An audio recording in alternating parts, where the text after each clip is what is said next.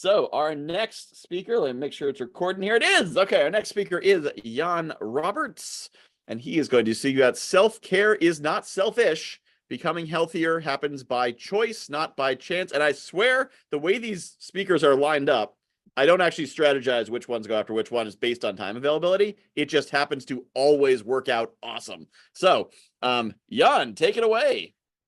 Yes, thank you very much. And I've loved everything so far already. And, just on that age thing, I already put it in the comments box. When I heard you at 150, I sold myself short because I said I was going to live to 120 because I got way too much to do to die.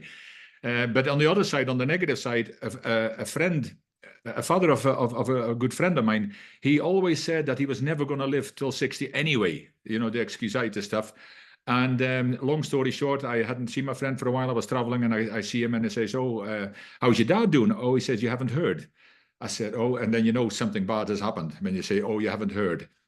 And he said, oh, my dad passed away 3 months ago. So, okay, I'm sorry, very sorry. He says, may I ask, how old was he? 59 and 7 months. I say, so be very careful what you wish for, and it's true. So,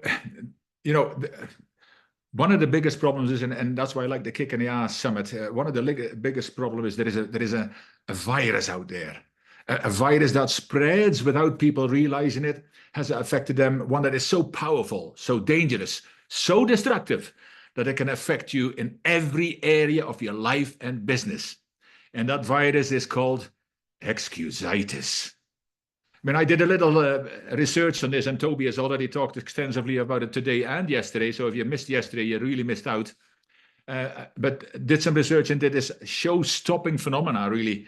And everyone, of course, has had excuses, and most people still have them. But there is people who have their own favorites that they use over and over again. But rather than ignore them, let's just go ahead and confront the little monsters so that they no longer distract you from what is actually important in your life. I listened to somebody in the breakout room earlier on, and he said, I do what is important to me every day. And I love that. But an excuse is a justification really for doing or not doing something. I mean, I think the dictionary implied that it is actually, what did I say, a reason. However, in reality, an excuse usually turns out to be something other than the real reason that motivates your action or the lack thereof. Now, as an example, let's look at traffic. If you have ever been in Joburg or you've been on the M25, you'll have plenty of excuses. But, well, the real reason that we don't make it to work or a function or anything on time is that because of the heavy traffic? And that's the reason we're late. But the real reason is none of that. The real reason is actually because you left home too late without allowing enough time for traffic. See, Johannesburg is well known, and we know that my wife and I, my wife's here as well, when we go to a function or we go to do a training or a talk or anything, we leave early, and we're way too early. And I always say, especially going to the airport, it is better to be an hour early than 5 minutes late. So there is no excuses, but they are never the reason for why you did or didn't do something. They're just a revision of the facts that you make up in order to help yourself feel better about what happened or didn't happen, for that matter. But the first thing to know about excuses is that they never improve your situation. The second thing is to know which ones you use on a regular basis. And ask your friends, maybe they'll tell you if they're honest enough. A massive difference actually between successful and unsuccessful people is that successful people simply don't make excuses. Do you want to become successful? But also the same can be said about healthy and unhealthy people. Now, I hear so many people say to me, smoking, I can't give up smoking. I say, no, it's not that you can't, it's that you won't. And the reason I can say that is because I stopped smoking. In fact, I stopped smoking twice. The first time it involved a lot of alcohol and a lot of stupidity, by the way. But it made the second time, which is now 15, 16 years ago, it made it more important because from that point on, when I had it in my head that the decision was made, now I have to follow through with action, it was never going to happen again. And so far, it's never happened, and I know it never will. But these successful people are actually mostly quite unreasonable when it comes to providing reasons, for at least especially for the failures. See, if you make success the preferred option, then making an excuse won't be an option for you. Simple. No excuse exists that can or will make you healthy. That's what I'm going to. And engaging in self-pity and excuses and excuse making are signs that someone has an extremely minimal degree of responsibility and accountability to themselves. And I hope that's not you. And if it's not you, please put a no in the chat so we know that you're on the same page, that I'm talking to the right people. But you cannot allow yourself, your team, your family, or anyone in your environment to use another excuse as a reason why something didn't materialize. As the old saying goes, if it's to be, it's up to me. Now, we are values-based leadership specialists, and there's another wonderful quote, and it says, transformation begins with me. You get the message, it's up to me. Transformation begins with me. I just wanted to get it out of my system before I carry on, because that's something that's been spoken about already, and I just wanted to include that, because where we're going next, there is no excuses. So we are, especially in the last 4 years, I'll tell you why I started with self-care isn't selfish, and as you can see behind me, the book is there. The COVID, another virus, not the excusitis, the COVID caused a lot of stress, anxiety, worry, depression, all these kind of things, fear. And it was all around us and within many of us, especially in those last 4 years. Now, what happened to is I'm a very positive kind of guy, so I started looking at this, but there is nothing on the screens or in the news about how we can remain healthy. And I thought, hold on a minute. I've been doing personal development since I was 17. I've done martial arts, Aikido, since I was 17 as well. And that's really about personal development too. But I thought, I want to start a different trend. And so I want to start doing Facebook Lives and start talking about things that will help you to become healthy again. And because I asked myself, what can I do to make a difference? First, I mean, I'm doing it to myself, but how can I help other people and inspire them to motivate themselves? Because we can't motivate other people, but hopefully inspire them. People sometimes say, how do you change people? And I laugh at them. I says, listen, I've got enough problems changing this person every single day, so I can't change, but we can always inspire people to motivate themselves that they will do something in their lives that's going to make a difference in their lives and hopefully in the lives of others. So I started doing Facebook Lives. And I thought, I'll do 5 to 10. 44 later, I thought, I kind of covered the subject now. And that's when people said, can you write something about that as well? Because we love those Facebook Lives and we learn some stuff. I said, well, okay, I can do that. In between also, I'm somebody, as a professional speaker, I'm also somebody that speaks my truth at times. And I get the necessary amount of flack for it. Now, I was bullied as a little kid because I was as wide as I was tall until 12. I'm originally from the Netherlands. And at 12-year-old, I grew to this height, 6'4", and I've never grown since. If you know what about Chinese bamboo, I call it Dutch bamboo.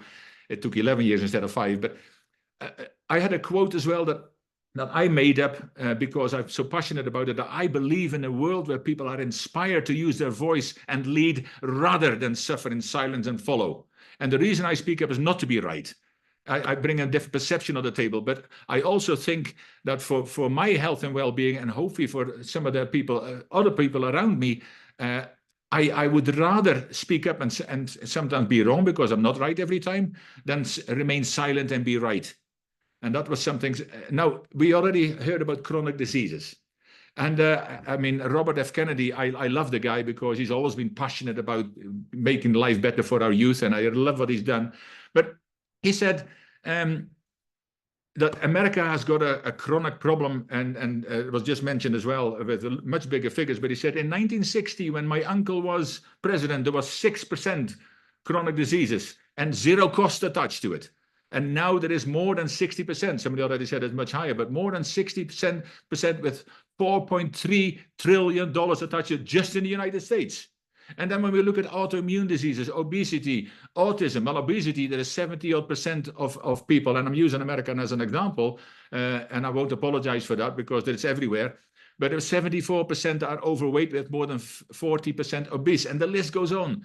I saw a meme not so long ago that says 90% of food didn't exist 100 years ago, and neither did 90% of the diseases. So it's all to do with our environment as well, the massive increases in medication and so many more things. But self-care is actually much more than just eating healthier, exercising more, and sleeping a bit better. It's a good start.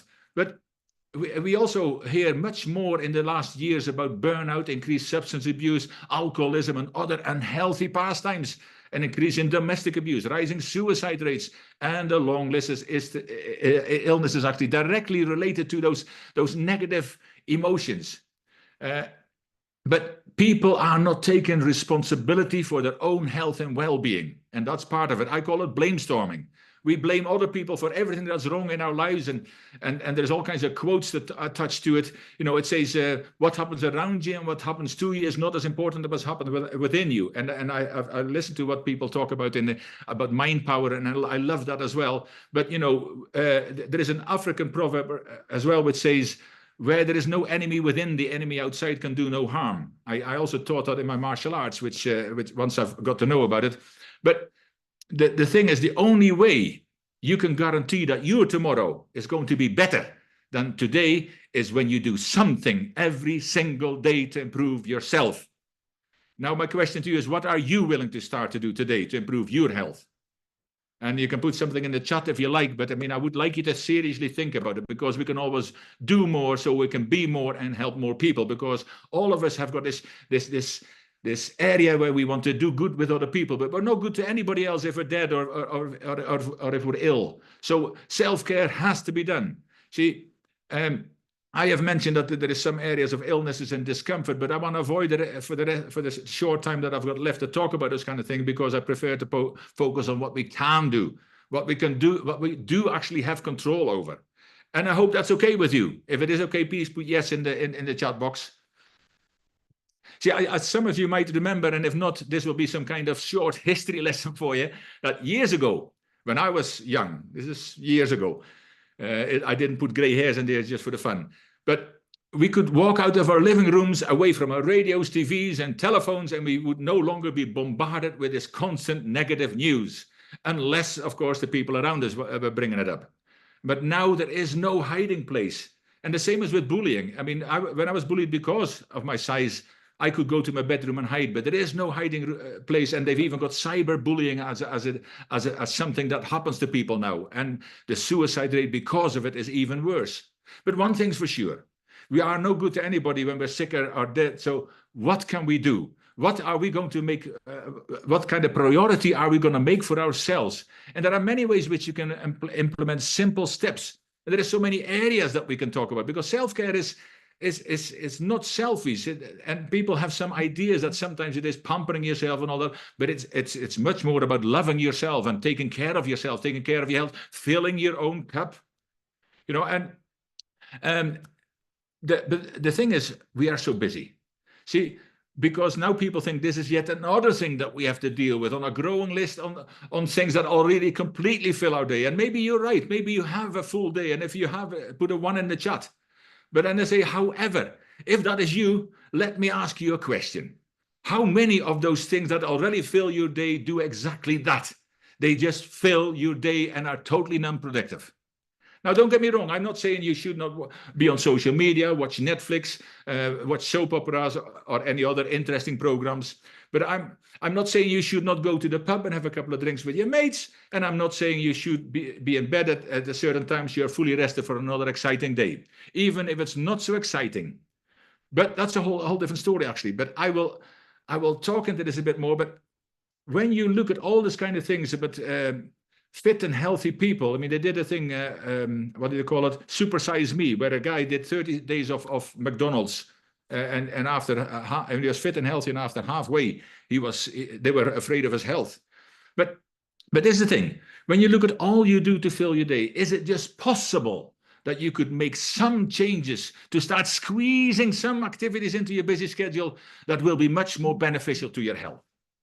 Now, again, I'm not saying you need to be on a treadmill for 2 hours a day, eat rabbit food for the rest of your life, or be in bed by 10 p.m. to get a good 10 hours sleep. And it's never about the amount of sleep, but more about the quality of sleep anyway. I'm just saying, start with 15 minutes less on Facebook. Maybe watch half an hour less of that electronic babysitter. Maybe get up half an hour earlier, or all of the above. And at the same time, start taking a note on the things you eat on a daily basis. Would that, or any other ways to free up some time, even be a possibility? And please put a 1 in the chat. I'm just about running out, so put that in the chat anyway to make me feel better. But we've all got a kind of picture of what self-care actually. what self-care actually means to people. And I think it's very important, just to finish off, that we know what self-care is to us. We need to do some research of what really self-care means to all of us. And it talks into gratitude, the power of gratitude. The human touch was talked about earlier, the me time, all these kind of things, behavior, values. What do you value most? Your attitude you have. So there is a lot of things that I can really talk into, but in a short period of time, I hope you got really a little bit of a message that there is no boundaries to what you can do with your health, only to the ones you set yourself. And in values-based leadership, we've got to think thoughts become actions, actions become habits, and habits become our destiny. And that means that everything begins with a thought. So start to feed your mind with different thoughts and you will get different results. So start thinking about how you can live a healthier life, because self-care isn't selfish. Becoming healthier certainly doesn't happen by choice, but it happens by doesn't happen by chance, but it happens by choice. So please have no more excuses. Give yourself a boot in the arse, and it's time to look in the mirror and to look better after yourself, because your life will depend on it. Thank you. All right. Thank you, Jan.